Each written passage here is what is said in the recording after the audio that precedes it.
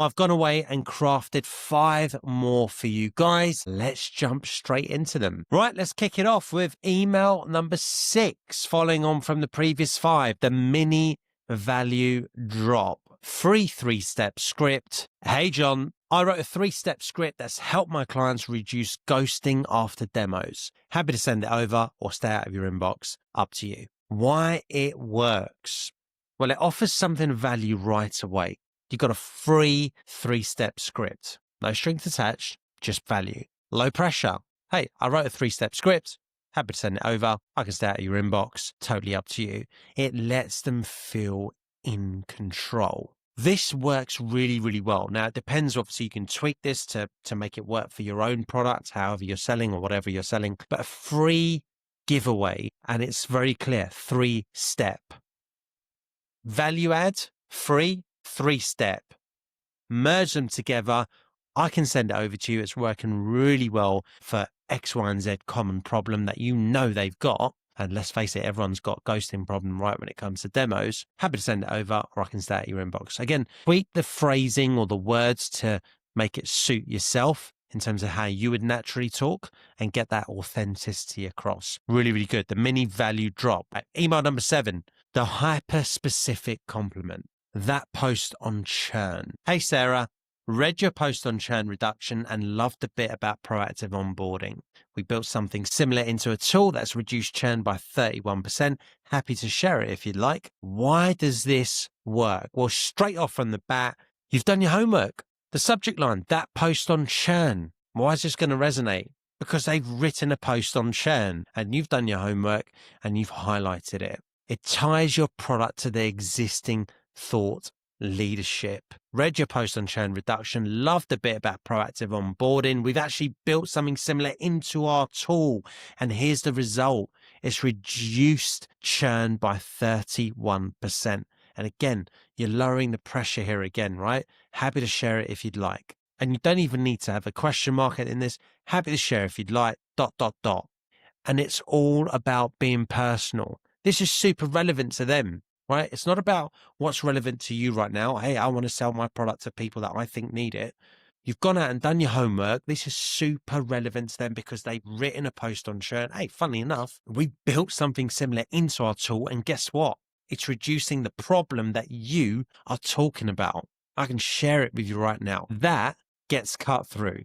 But the subject line is key, guys, because you can have a great body to an email, but if no one opens it, what's the point? That post on churn. Make this even more relevant, okay? Highlight the first line of the post if you want for their subject. Make it super relevant so you know they'll click on it. It's about their post. Make sure they know in the subject line, hey, this is about my post. Email number 7. Guys, by the way, if you're enjoying this and this is adding value, you know what to do. Like and subscribe. Back to the video. Right, number 8. The show, don't tell offer. Want to see how this works? Hey, James, rather than explain what we do, I'd like to show you, or I'd rather show it. Would you be open to a quick 3-minute screen recording? And why does it work? Curiosity always kills the cat, right? But also it's a non-invasive offer. Would you be open to a quick 3-minute screen recording? And again, you're giving them control. You're actually also telling them you've got visual proof, right? It implies visual proof and saves their time. All of these emails, again, low pressure. Would you be open? This is the type of language you want to use. Hey, no sweat. I can stay out of your inbox. I can share it with you. Totally up to you. Would you be open? Would you be open to a quick 3-minute screen recording? It's much easier to actually see what we do rather than me explain it in a lengthy email. Short, sharp, straight to the point. And you're noticing the theme here again on top of the low pressure. They're very short, sharp emails. People on their mobile phones these days, yeah? They're reading emails on their mobiles. These are 50 characters or less. 50 words or less, right? Perfect for anyone on the go that's reading an email on their mobile. Short, sharp, punchy. We're getting straight to the point. Right, we're on to the 4th email of the day. Email number 9, the referral without a name email. Subject line, hope I'm not way off. Hey, Susan, someone in your team mentioned you might be the right person for this. but I might have totally misheard. Should I explain what this is? Why does it work? Creates curiosity. Again, we need to create curiosity here, right? Not just with the subject line, but again with the email so they respond to it. Curiosity is key. It gives an easy out. And it feels light, human, and conversational. Let's break this down. Super easy out. Should I explain what this is? No, you're good, thanks. Or, yeah, sure, please do. But again, it feels light, it feels human, it feels conversational, and they're creating a subconscious link. Hey, someone in your team mentioned you might be the right person for this. This implies and actually tells them, look, I've actually spoken to your colleague or your peer, right? Someone you're working with. We have a mutual connection here. And they mentioned I should go on to you, right? They pointed me in your direction, but I might have totally misheard. Should I explain what this is? Really light. Again, what is it? Low pressure. And finally, the fifth email that we're going through today, the 10th in total, the value first follow-up. Following up with value. By the way, we can change the subject line, guys, yeah? Value-packed follow-up. Whatever you want to do. You might not even want the word follow-up. Value add for you could be a great subject line. Something that will get them to click because they know they're getting free value.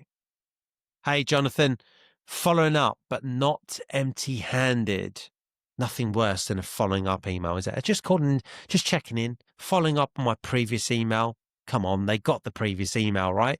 Following up, but not empty-handed. That will grab their attention. Here's a link to a cheat sheet we built for SDR teams to book more meetings in fewer touches. No pitch, just something useful. Curious if it resonates. You get in a call to action, curious if it resonates, right? But why does it work? Follow up without sounding desperate. Absolutely. We just said it. Hey, just following up on my previous email. Have you had a chance to read it?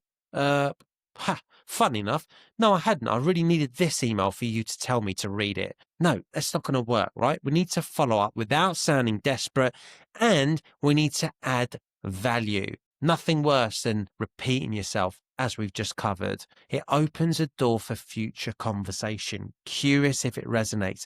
You have now given them something, a link to a cheat sheet that we have built, that you have built. That helps SDR teams. You know they have SDR teams. Who wouldn't want their SDR teams to book more meetings in fewer touch points? Well, everyone wants that, right? No pitch, just something useful, low pressure. And again, value packed. All I need from you is to let me know if it resonates. That is what we're trying to do, guys. We're trying to get cut through in a very, very tough market. And the way to do it is keeping it short, keeping it brief, hooking them with a great subject line, and then value added body rather in your email, but keep it short. Try these 5 out. If you thought the first 5 were good, these are just as good, if not better. I want to see what's working. Guys, please do let me know in the comments below. I will respond to every single one. I am intrigued. Maybe you think, actually, no, I put this into action. It's not working. No problem. Let's tweak it. Maybe some of these emails just need a slight tweak. It might just be a subject line that needs tweaking or something in the body of the email that needs tweaking.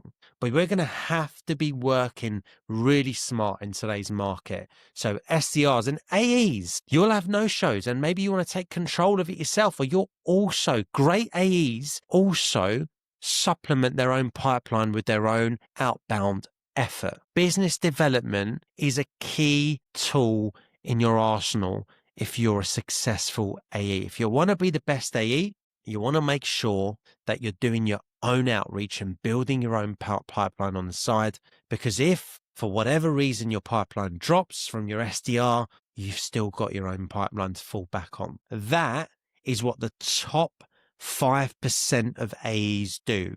Make sure that is part of your habits if you're an AE. Guys, let me know how you get on.